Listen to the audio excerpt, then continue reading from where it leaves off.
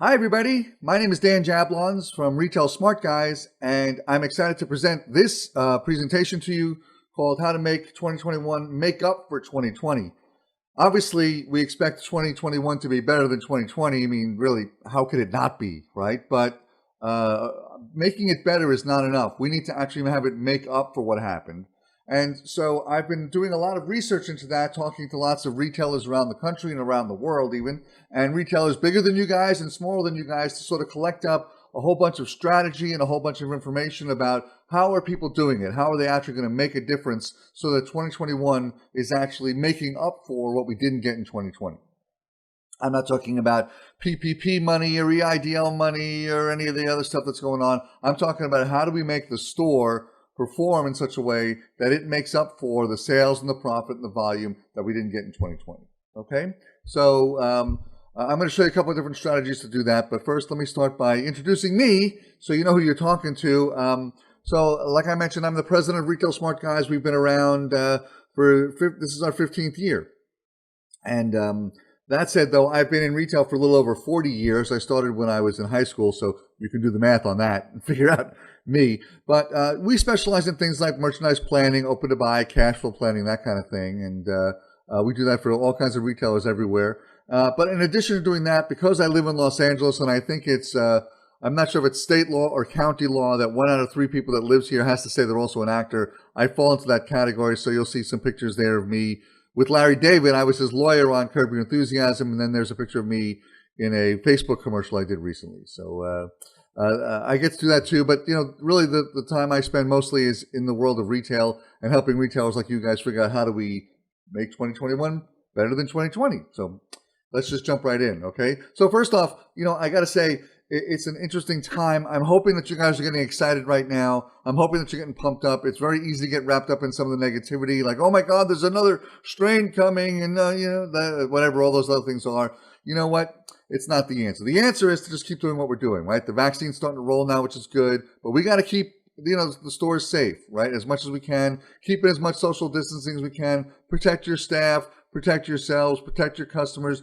Don't get drawn into any of the negativity or any of the crazy conspiracy theories that can happen out there in terms of what this all means to us and that kind of thing, right? At the same time,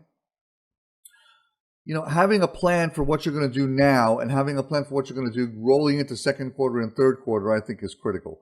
Right now, selling is a little bit, it's getting better, but it's still a little bit tight. I think it's going to explode in the second half of the year. I think it's going to be phenomenal in the second half of the year. I think people are going to want to be out and shopping and doing things like they haven't done in a very, very, very long time.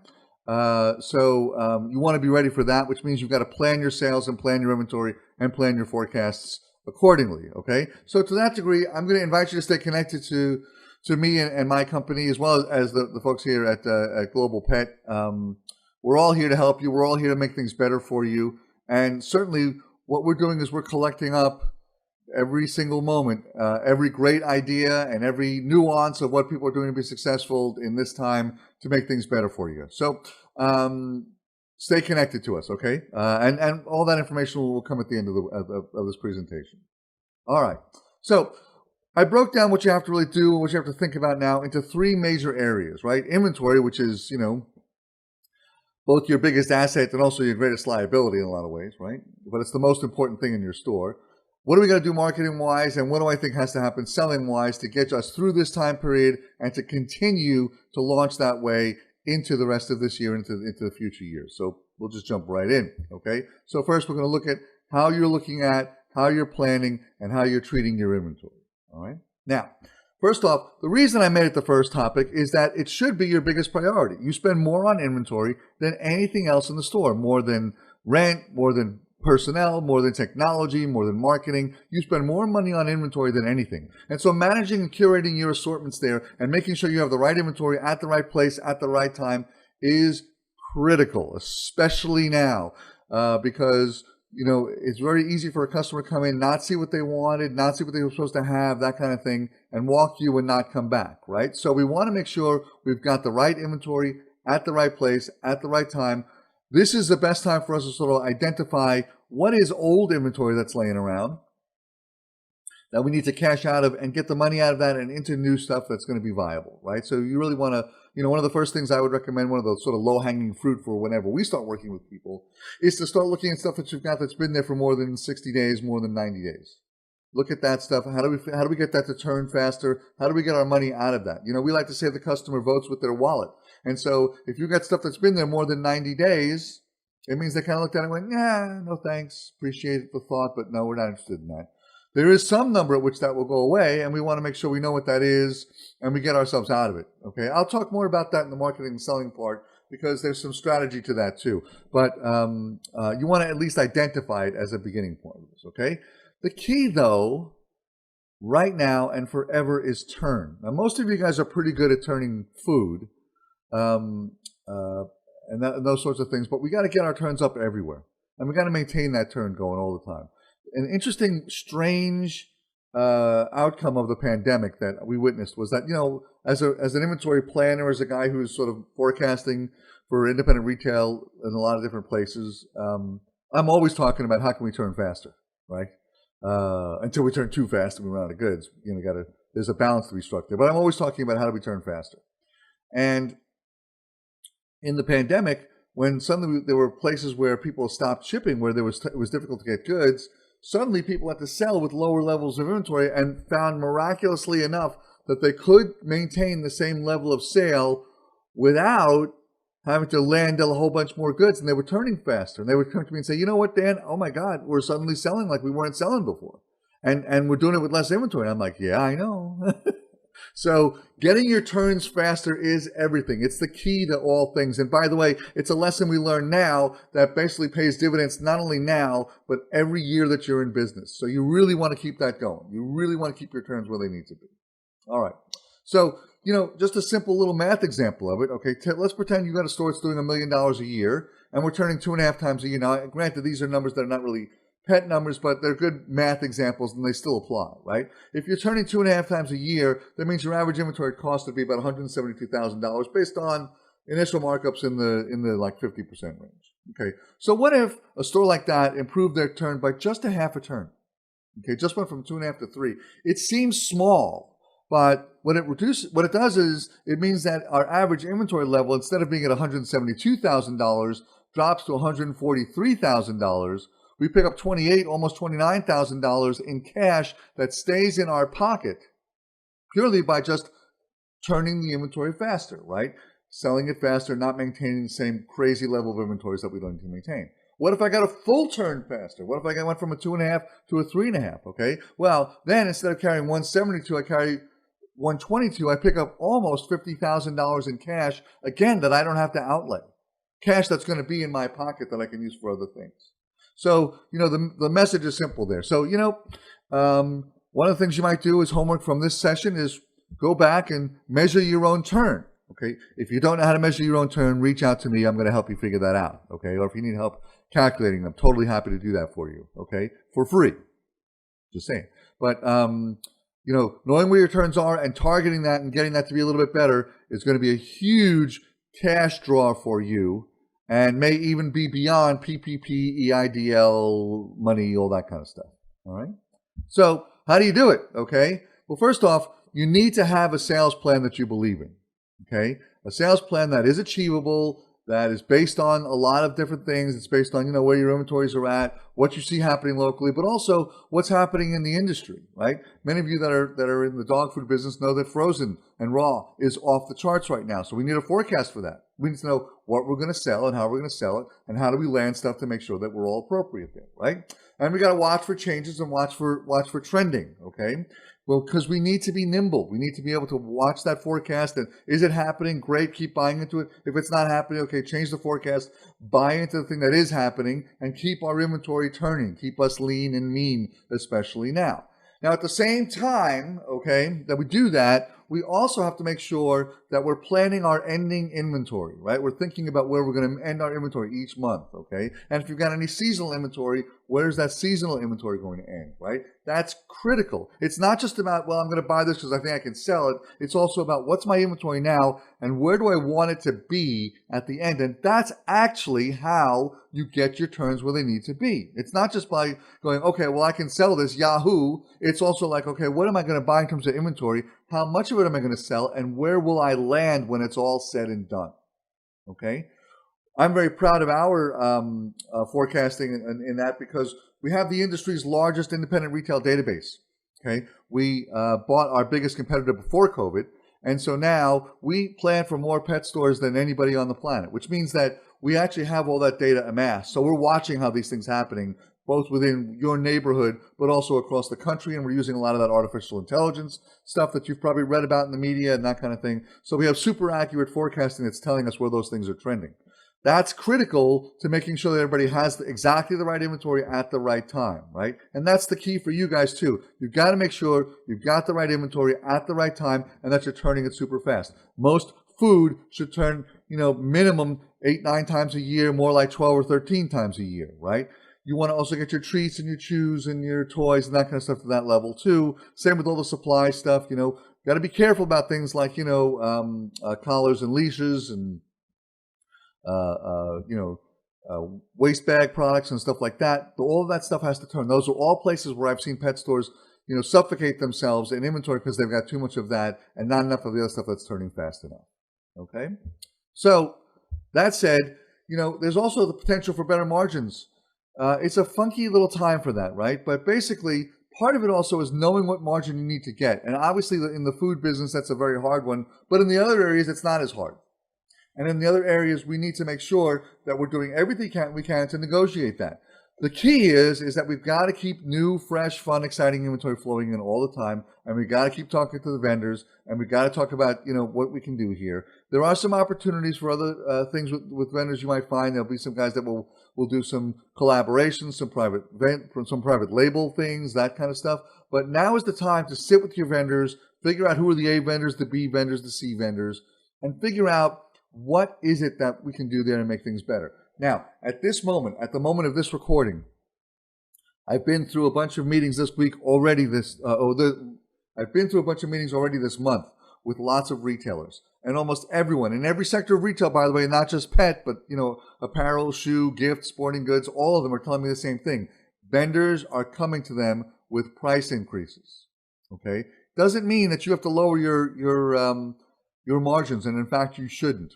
But this is the time to start negotiating some deals and start buying now before the price increases hit. This is the moment to really hit that hard to make sure you know what you're looking at. Some vendors in some industries, by the way, are not only suggesting price increases, but they're lowering the MSRP while they do it. And I'm like, wait a second. We're still a retail store. We have to survive. So watch out for that. This is the time to look for that and protect your margins right now. All right. Now, one of the ways we like to do that, okay, well, I'm going to get into some vendor scorecarding in a minute, but I'm going to show you something crazy, okay? The numbers that I'm talking about here are actual numbers from an actual client. Granted, it's a bigger client than when a lot of you folks are that are listening, but it's a bigger client. And the reality is that even in the worst year in recollection, right, 2020, these guys did more business. And they did it with less inventory. Look at this for a moment, okay? In 2019, they did $2,472,000. 2020, they did $2,617,000, right? So they got an increase there. Their gross profit went up a little bit because also they eked out a little bit more profit margin. How'd they do it? They negotiated deals better. They turned faster. They got in and out of stuff better. They took less markdowns is one of the main ways they did it, okay? Now, at the same time, even though we did more business from 2022 to 2019, we actually did it with less inventory, right? Our average inventory cost in 2019 was $768. In 2020, it was $681, right? We planned them to do less inventory. So we actually had more sales, and we did it with $87,000 less inventory at cost. This is what I'm talking about for you guys, okay? How do we mitigate those markdowns? By turning faster, right? I don't have to mark something down if I'm out of it, right? And if I'm getting new stuff in all the time. And if I'm doing that and I'm lowering my inventory and my inventory cost is less, it means I'm going to have more cash on hand, right? Looking at this one, the GMROI, gross margin return on investment, went from $2.29 to $2.63, which means that they were just basically much more profitable. Now, that said, if you don't understand how to calculate GMROI, reach out to your Uncle Dan here. I want to help you with that, okay? We'll tell you how to calculate that, how to figure that out, and how to target it for your business. But GMROI is basically a function of two things, your gross profit and your average inventory at cost. So if your gross profit is going, the ways to improve it are, number one, you improve your gross profit by taking less markdowns, by landing the goods more effectively, or you improve your average inventory by what? Lowering that by landing less goods more often, okay, and turning the goods faster, okay? I hope that's making sense to you. If it's not, please reach out to me. I know I'm going fast because I only have a limited time in this webinar, and I could talk about this all day. God help me. But, the point of this is that by doing these kinds of things, you ensure the cash flow of your business, not only now, while we're coming out of this, nasty virus thing and into whatever the next section will be, but for years and years and years and years. This is how you guarantee the future of your business, okay? All right. So I want to talk a little bit about cash margin because it's something that people don't necessarily understand, and I think it's a way to generate cash flow, and certainly in the midst of the virus, we learned a lot about how to do this with lots of retailers. So watch me on this, okay? And again, this example is more towards a treat and a chew example than it is a food example, but the numbers don't lie, and they tell you what the truth is. So let's just pretend you bought $2,000 worth of inventory, and you were hoping to sell it for $5,000, right? 2.5 times markup, which is not uncommon in the treat and chew and toy world, right? So my planned margin on that is $3,000, right? I wrote the vendor a check for $2,000. I'm expecting to sell $5,000, so there will be $3,000 for the store, for us to pay rent, to pay the people, to pay for marketing things, etc. All right? But what happens? I only sell $4,100. Why? Well, maybe I had to mark it down because it wasn't working so well. Maybe I had to give some away. Maybe I took some home for my own pet. There's a million reasons why. Or maybe there's just goods that are still sitting there that have not sold, right? So my sales were only $4,100, not the $5,000 I planned. So my cash margin is the $4,100 I sold minus the $2,000 that I wrote to the vendor, okay? Because either way, that's what happened to my bank account, right? No matter how you slice it, those things happened there. So my actual cash margin is $2,100, not the $3,000 I hoped for, okay? So I would turn to a vendor and I would say, hey, I bought stuff for you. I spent $2,000, was hoping for $5,000 in sales. Only got $4,100. So I was hoping for $3,000 in margin. I only got $2,100. I'm short $900. What can you do? Now, let me be clear about this. Okay, when you ask that question, there are some vendors that will just go, gee, I'm really sorry about that, but there's nothing we can do. Okay, there are other vendors that will dive in. Let's trade you out. Let me sponsor a sales contest. Let me co-market something with you. Let me do an in-store event. Let me do a spiff for your salespeople. Or let me give you more time on the invoice. Discounts for stuff we're going to ship in summer or fall. There's a million ways that we might be able to work on that.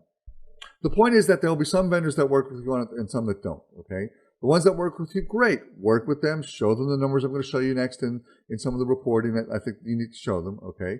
The ones that don't work with you because they can't, it's the way they're structured, it's what they do. Okay, we get it. You know what? All it means is there is no get out of jail free card, right? What you bought, you're going to have to be responsible for. But for the ones that do work with you, at least you know what you can do with them and how that's going to work and how you can make that work for them. Okay? All right. So the way you do it is something called a vendor scorecard.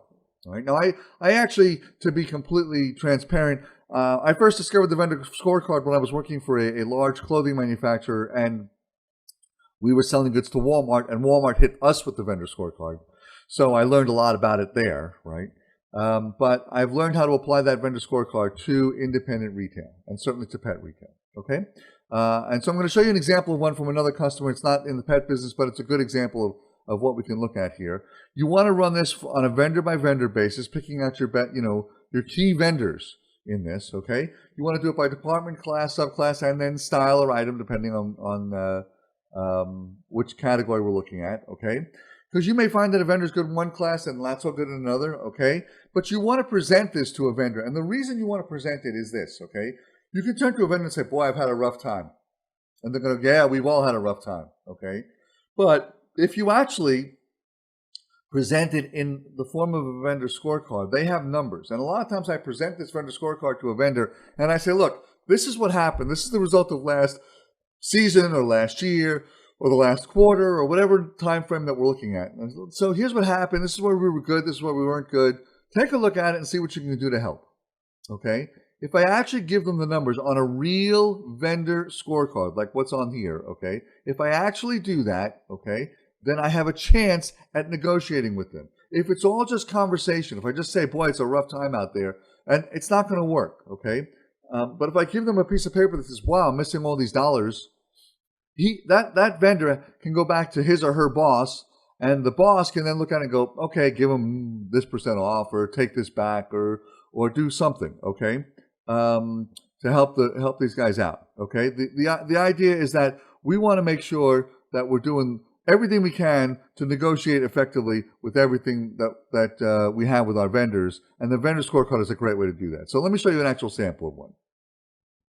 Okay, now it's a little tiny, I know, so bear with me. And again, if you are struggling with this, let me know. But the first column here is what department those goods were in. Now this is an apparel store, but the example still is viable for you guys. Okay, so first it's the department. So we got casual dresses versus formal dresses versus short dresses, etc. Okay, and then the description is the style, what each of the individual styles that we got in. Okay. Now, the next 3 columns, or the next 4 columns, are all about what we purchased. What did I receive in units, in retail dollars, in cost dollars, and initial markup, right? So if I'm just looking at that first category there in the casual dresses, I landed 78 pieces there. I was hoping that the retail would be around $8,000. Even I can't read this. But you can read this in the slides closer. So you can see what my planned retail was, my cost was, and what my initial markup was, okay? The next 4 columns are how did we sell it? How many units did I sell? What was the real retail that I sold it for, the net retail, the cost, and my maintained markup, right? So what you can see in that first group is that although I sold through about 75% of what I actually landed, that part's good, but I didn't get anywhere close to the margin I wanted to get in that, okay? And I still have plenty of it in stock, okay? So if I work on this cash margin concept for a minute, look at the very bottom of this. My planned margin, okay, was 94.78 there, right? It's the 17.416 that I'm showing there in terms of what my initial retail was going to be minus what I spent, what I paid for the goods, okay? My actual cash margin, though, is my real sales minus what I spent, right? Because I got in sales 11,446. That's what actually came through the register, right? That's what customers actually give us cash and credit cards for, or bought it on our e-commerce site or whatever, that kind of thing, right? But I still wrote checks to the vendor for $79.45. That didn't go away, okay? So my actual cash, instead of being the 94 that's there, it's actually 35. So I'm short $5,900, almost $6,000. That's the point where you turn to the vendor and say, well, what can you do for me, okay? Using this tool effectively will get you things, okay? So I'm going to wrap up the inventory section here, but here's what I want to make sure you understand, okay? You got to turn faster, not only now, but into the future, okay? Plan your sales, plan your inventory levels, plan your ending inventory levels so you know how much to buy, how much to land, what you really believe in, okay? Plan that end of season inventory. When I finish spring, where do I want to be? When I finish fall, where do I want to be? When I finish the year, where do I want to be? Those kinds of things. Fight for every margin opportunity that you can. You're already doing that now, but use the vendor scorecard to negotiate those things, and you'll win with those, okay? And the last point, which is probably the one that's most important to me, if any of what I've said doesn't seem to make sense to you, or like, yeah, I like that idea, but I don't know how I would do it, reach out to your Uncle Dan. I want you to think of me that way, like as if you have an uncle in the business. I'll help you figure these things out, okay? And as part of you being here during this webinar, during this crazy time of us not actually physically attending trade shows, part of what you get is a free hour with me. I'll just give that away right now. So if you don't understand this stuff, please reach out to me. I will personally work with you and help you with your inventory situations, okay? All right. Now let's talk a little bit about marketing, okay? If you thought it was crazy before, if you thought it was intense before this whole pandemic started, it's even crazier now. Why? Because there's more e-commerce players, and because everybody realizes that, you know, the only way I can reach people is electronically. I can only get to them through emails and through Facebook and through Instagram and through live events and that kind of stuff, right? So what you're going to have to do is match that volume, okay? You have to be as loud as they are. You have to do things as often as they do, right? Now, that said, you know, I want to talk about first that we have to make sure the message is correct, okay? People tend to talk too much about, you know, I'm posting on Facebook, I'm posting on Instagram, without thinking about what the message really ought to be. So let's get the message right, first and foremost. It's not about discounting, by the way, okay?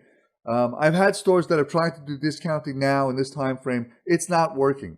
Why? Because to try to do a doorbuster sale now, while we're still a little iffy on the safety of all of that kind of thing, is not the answer, okay? It's about new, fresh, exciting, fun product. And that's the key. I will tell you something interesting about this. I've talked to some of the people at the big email houses, and maybe there's some of the services that you already subscribe to get your message out. The lowest open rate that there is sale, discount. Those things do not get good open rates. You know what gets good open rates? New product and things that create some interest and some excitement, some enthusiasm. Okay. Now, if it's not about discount, it's about being new product, about having new product, but also it's about being friendly and safe and fun and their local store that they believe in. Right? It's about local retail shopping for sure. People want to support local retail, okay? It's also about scarcity of product. It's also about, I've got these great toys, I've got these great shoes, I only have a limited amount, you better get in here and get them now, okay? Now, I forever talk about the importance of you doing video. You probably have already seen articles where stories on Facebook and the stories on Instagram get more interaction and are looked at more often than the static posts that fall below them, right? So you as a store owner need to create some video. And let me tell you, okay, it needs to be you. It needs to be you personally and your staff personally. It needs to be a personal message. It needs to be fun. It needs to be you talking to your customers. It should not be some crazy, glossy Steven Spielberg, highly polished, crazy video, okay? The more raw it is, the more genuine it is, the better. So here's the thing. For those of you that are weird or self-conscious about this whole thing, let me just take that all away from you right now. Your customers want to see you, okay? Having been, closed in to the degree that they have for the length of time that they have, they want to see people that they know, all right? So don't worry about, oh, gee, I put on COVID weight, or I don't like the way I look on camera. No one likes the way they look on camera, honestly, okay? So stop worrying about that. Just be there, be you, be friendly, be fun, have a good time with it, and they're going to love it, okay? So the reason I believe in video, by the way, okay, is this, okay? First off, you might know that the number one search engine on planet Earth is Google, and it is, right? What's the number two search engine on the planet? You know what it is? It's YouTube. So having videos that you recorded and have your own YouTube channel is super important for people to find your website and find your store. Now, the first note I made on this slide is just do it. Just do it. What that means is get out your calendar, pick out the dates that you're going to go live, pick out the dates you're going to record some videos, and record the video. Do the live event. Make it happen. It is key to driving traffic, to driving sales right now. Right? Right now, while people are trying to get the vaccine, figuring that out, while people are trying to figure out what their business is going to be like, while things are a little bit softer because we also just been through some crazy weather stuff, right? Many of you that are in those parts of the country know what I'm talking about.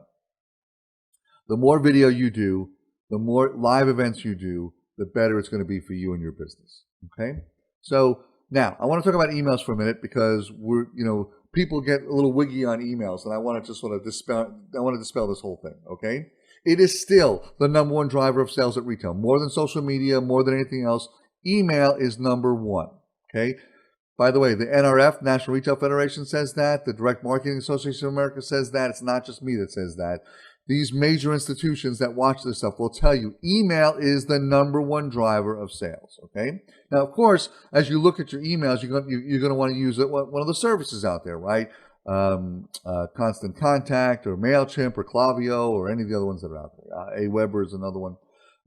So you want to watch your open rate and your click-throughs on that, okay? Now, some people say to me, well, I don't want to mail too often. I don't want to annoy my customers. I understand all that. But the measure of annoyance is your unsubscribe rate, right? If your unsubscribe rate is less than 2%, you're fine. Keep going. Don't think you're annoying people, okay?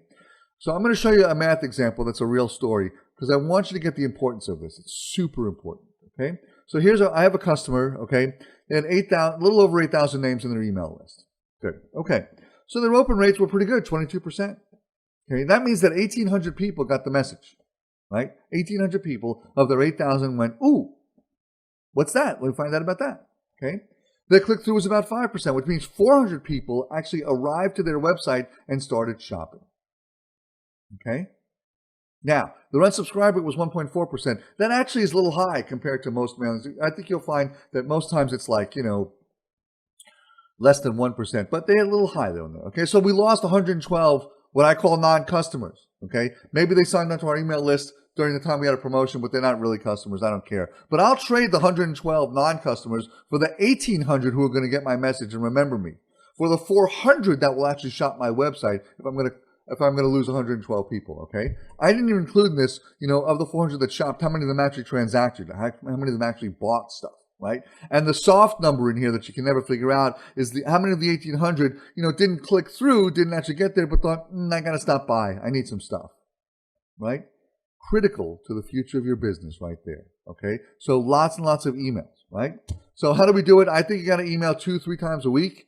I realize that probably feels like a lot to many of you, but it's not. Probably in the time that you're watching this presentation, Nordstrom's has emailed me 3 times. I don't care. I haven't unsubscribed yet. Okay? So don't let any of that bother you, but it's about mind share. It's about getting you in here so that they think about you. Oh, God, you know what? My puppy needs a chew. I haven't been around in a while. We got to do that kind of stuff. Okay? Social media postings have to happen every single day. You probably know that one already. Okay? And don't make all of them selling. Some of them can just be fun things, fun dog things, fun cat things, fun bird things, small animal things, etc. Get your videos together, post them on YouTube, make them raw. You know what the best video you can do is? You bust out your phone, and it's just you talking. It's you, walking over to a product that's in your store and talking about why you like it, okay? Raw, natural, genuine you. Another one that's a great one is, you got a shipment in, have someone video you opening the boxes because people want to see the newest, the most fresh, the most fun stuff that there is out there. And it shows that you're safe. It shows that you're still friendly, you're fun, you're still their favorite local store, etc. Okay. I'm going to talk now in the last 10 minutes here about selling. My favorite topic probably, but okay. So here's the thing, okay? Now is the time to make sure that your staff is rocking amazing. This is going to sound opportunistic and it's going to sound like I'm not loyal to your staff. It's not true, but I want to make sure that I protect you, the retailer, and make sure that you actually get the best of the best out there. Many other industries besides retail had a harder time than we did during the pandemic. Many other industries, right? Manufacturing went through a very, very tough time, and they're still struggling right now. The restaurant industry got butchered like no other, right? Which means that there are lots of wonderful people that are on the street right now that are looking for work. And by the way, as long as they're outgoing and willing, okay, they are what you want. The rest is trainable, right? None of us popped out of the womb understanding the difference between grain-free and dog food that has grain in it, right? We all had to learn that. It was all part of what we figured out. So any of the rest of the stuff is teachable, but if you've got some outgoing and willing people, that's what you want to have in your store. So if you've got people in your store right now, employees in your store right now that are, not exactly willing to go out and reach out to a customer and talk to them, don't have great selling numbers, don't have good units per transaction or average dollar sales stats, right? Don't cooperate, show up late, that kind of stuff. Now is the time to see about other people that are on the street that might be viable for you. Again, I'm not telling you to be disloyal to people that have been loyal to you for years. I am telling you this, that the best of the best is what you want to have for your store. You need to have the best customer service, especially now. Because the people that do cross your threshold now, the people that are brave enough to actually come out, and wear 10 masks and shields and all that kind of stuff, okay, you want to make sure you've taken care of them so they remember you not only now, but well into the future. And you want to have the best customer service anyone's ever heard of, right? And the way to do that is to make sure you've got the best of the best in terms of staff. Also, now is the time to do some real clienteling, right? And I realize there's some people that don't like it and resist it, that sort of thing. But here's the thing. There's never been a more important time to establish a human connection than right now.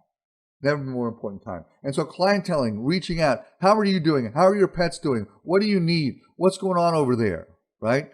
Are you getting ready to get back out there again? Did you get your vaccine? Are you lined up? Blah, blah, blah. All those kinds of questions that you can ask that are sort of warm, personal questions are the key. And a clienteling phone call, by the way, does not have to be the horrible, this is Dan from ABC Pets, and we've got some great stuff that we think you should come and buy. I don't want you to do that, okay? I do want you to call up and just present like you know them for 10 years, And hey, how you doing? How's your family? How are your pets doing? Okay? Everybody okay? Are you lining up? Are you getting ready to get back out there? That kind of thing. And just want to see how you were doing, okay? It can be just a fun, friendly, wonderful phone call. You may actually make somebody's day. You might actually make someone feel a whole lot better. Maybe they're having a rough time, feeling super lonely, that kind of thing, and maybe they feel like, God, they need somebody, okay? So be the ray of sunshine no matter what, okay? Be that for them. Maximize every sale, right? So someone comes into the store, you know this is already as pet retailers, a lot of times they want to make a beeline for the bags of food in the back and get out of there. How do I add on, right? How do I know where things are going, okay? I'm a big fan of something called the scavenger hunt, which is what every new product that I got, I print out a report of the new product that I got. You do know how to do that at your point of sale, don't you? You don't? Reach out to your Uncle Dan. But, how do I, what's new in the store and can they find it so they can talk to people about it? We just got this in, you got to see it, okay? Measure the units per transaction, right? Measure their average dollar sale. Ask them for ideas of ways we can drive more traffic to the stores. Just because they're employees doesn't mean they can't think of good ideas. So make sure that you get that going, okay? If you're not sure how to measure units per transaction or average dollar sale, reach out to your Uncle Dan. That's what I'm here for, all right? Okay. I believe that alternative methods of selling are going to continue even beyond this pandemic, right? Which means curbside pickup is going to continue. E-commerce is certainly going to continue. Live selling on some of the social media sites, buy online, pick up in store, buy online, pick up at the curb, appointments for after hours, all that kind of. I think all that's still going to continue. So you want to make sure systemically you know how to do that efficiently and well, so you're not scrambling and trying to figure all those things out. Okay, so in my last few minutes here, I want to make sure that I'm here to help you. Okay, so first off, we've added a few new things this year to help retailers, and I just want to make you aware of them, okay? So one of them is certainly, this one's not new, we've been doing it for forever, but helping you plan your store. In the inventory section, I talked a lot about forecasting your sales and forecasting your inventory. If you're struggling with that, if you're not sure how to do it, if you feel like you could do it better, if you don't know how to do it, if you're not a numbers person, reach out to us and let us help you with some of that, okay? But we have 3 new things that we're doing this year, and the reason that we're doing them is this. In a moment like this, where I want you to be focused on, where you've got to be focused on right now, is on your inventory, on your sales, and on your customers, right? Vendors and staff, that kind of thing, okay? You need to be focused on that. I don't want you focused on the administrative things that keep you away from those things. So these 3 services are there. We have the best bookkeepers, and we're going to do bookkeeping for you virtually at a lower price than you're paying for bookkeeping now, I guarantee it, okay? If you struggle getting your purchase orders into your system, we've got a crew that's prepared to help you enter those into your system. We'll connect virtually and do it for you. And it's less than minimum wage to get that going. Same with social media posting. If you hate doing it, you don't enjoy it, that kind of stuff, I've got a crew that can help you get all that stuff posted. So reach out to us if you need help with that. But the key is to not have you mired in administrative things, but to have you thinking about the things that are really going to drive your profitability and your sales, which is what are your inventory levels, what am I buying, and how do I turn faster and faster and faster, okay? So as part of this webinar and this presentation, you get a free hour with me, your Uncle Dan, okay? So I'm happy to talk about anything you want to talk about, but certainly one of the things I'm going to want to talk about is, what departments are doing well in your store, which ones aren't. We'll do an inventory analysis for you for free. We'll talk about your marketing plans for free. We'll talk about what's happening in your stores for free and technology issues if you got those too. Anything that's going to help you with your stores, but you get a free hour with me. So what's listed there is my website, my cell phone number, okay, and my email address. By the way, just so you know, I'm the kind of guy, I don't go to sleep at night unless my inbox is empty. So if you write to me, you're going to get a pretty quick response. And I'm encouraging you to write to me with questions. We didn't get to do any live Q&A as part of this webinar. I understand it, just the technology wasn't there for us to do it. But if you have questions, if you have concerns, email me, call me, reach out to me through the Global Pet Expo portal. I'm here for you. I want to help you. So I hope you found this instructive and helpful. I'm here to make your business better and your lives better. Reach out to me and let's do this and let's have some fun with it together. Okay? Dan Jablons from Retail Smart Guys. Thank you, and thank you to Global Pet Expo for letting me do this presentation for you guys. I hope you have a great show, and let's have a great 2021, and let's make sure it makes up for 2020. Thanks, everybody. We'll talk to you soon.